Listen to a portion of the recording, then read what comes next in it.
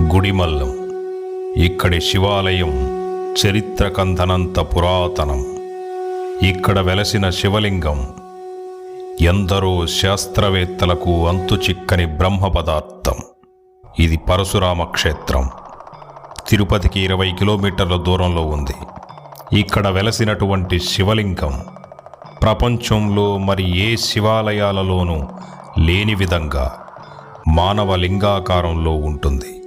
పరశురాముడు తన తల్లి తలను నరికిన పాపానికి ఈ క్షేత్రంలో తపస్సు చేసి తన పాప ప్రక్షాళన చేసుకున్నాడన్నది స్థల పురాణం. ఈ శివలింగం ప్రత్యేకత ఏమిటంటే, ఎంతోమంది శాస్త్రవేత్తలు, ఆర్కియాలజీ డిపార్ట్మెంట్ వాళ్ళు ఎన్నో పరిశోధనలు చేసి చివరకు ఈ శివలింగం తయారు కాబడిన శిల ఏదైతే ఉందో అది ఈ భూప్రపంచానికి సంబంధించింది